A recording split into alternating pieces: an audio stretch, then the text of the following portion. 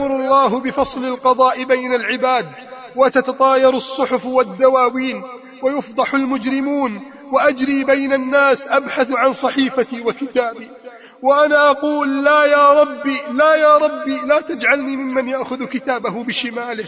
وأنظر فأرى أقواما فرحين مسرورين يركضون بين الناس يقولون انظروا لقد ربحنا، لقد نجحنا، لقد نجانا الله، كنا نظن أنه الحساب.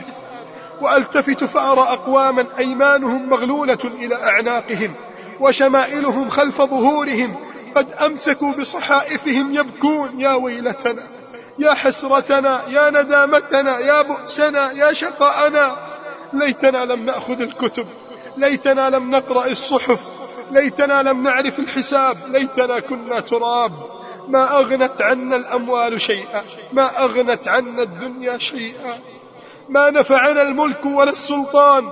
وفجأة ينادي الله جل وعلا فلان ابن فلان، وينطلق ذلك الرجل فيعرفه الله بالذنوب، ثم يقول للملائكة خذوه إلى النار، فترتعد الأجساد وترتجف القلوب، والكل ينتظر متى يحين دوره إلى جنة أم إلى نار.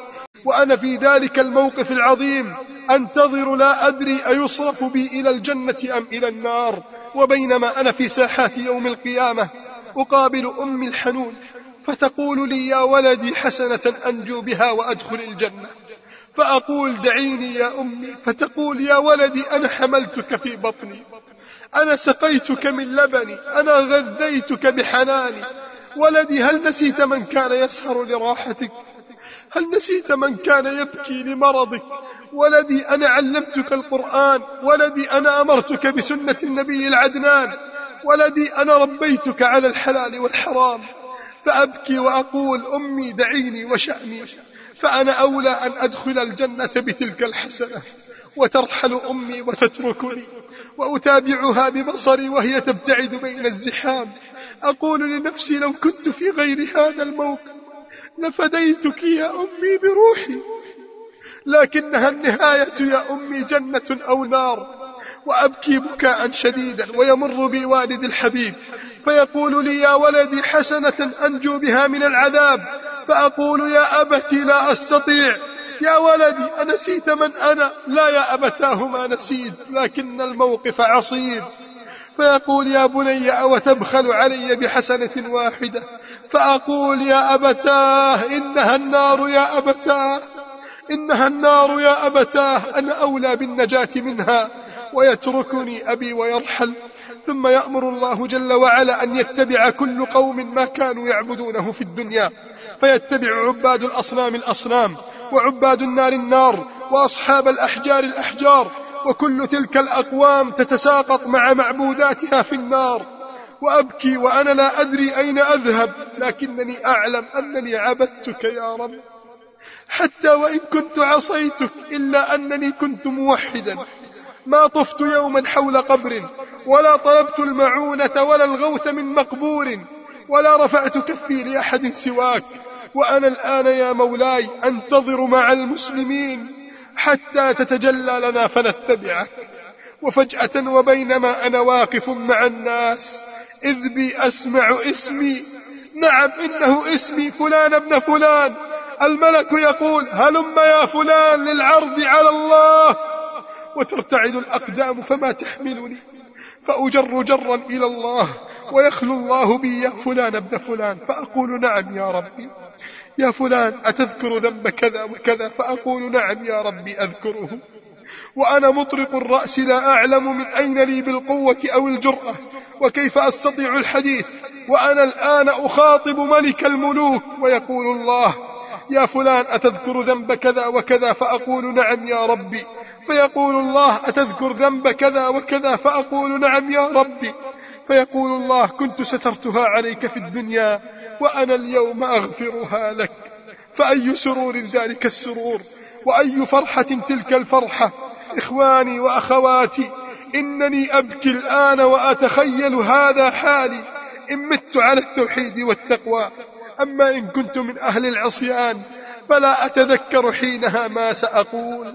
كلما يقال لي هل تذكر الذنب الذي فعلته فأقول لا لم أفعله، فيقول الله اشهدي أيتها الجوارح، تكلمي أيتها الأعضاء، انطقي أيتها الأرجل، وتتكلم الأعضاء وتشهد الجوارح ويخرس اللسان. سبحان الله.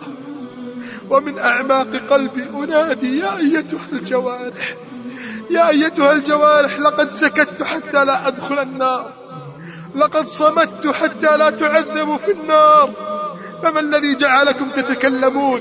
وما الذي جعلكم تشهدون؟ وحينها تصرخ الجوارح في وجهي لقد أنطقنا الله أيها العاصي، أنطقنا الملك الذي لا يمكن أن نعصيه، كنت تجبرنا على المعصية ونحن لا نريدها. تقول اليد كنت تجبرني على تقليب القنوات والنظر إلى الغانيات، وتقول العين كم نظرة خنت فيها مولاك، ويقول الفم كم حرام أكلته ورفعته إلي يداك، وتقول الأقدام كم معصية مشيت إليها وقادتني لها رجلاك.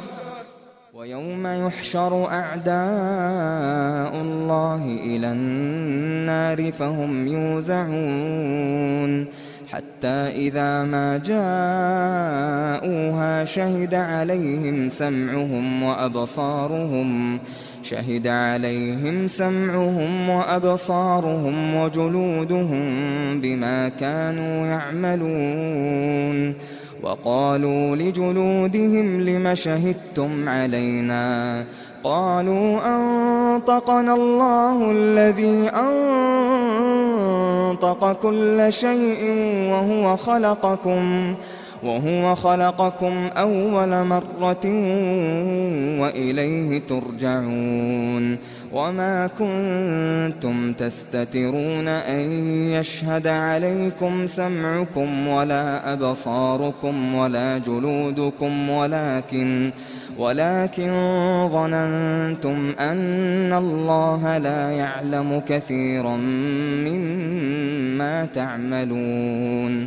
وذلكم ظنكم الذي ظننتم بربكم أرداكم فأصبحتم من الخاسرين.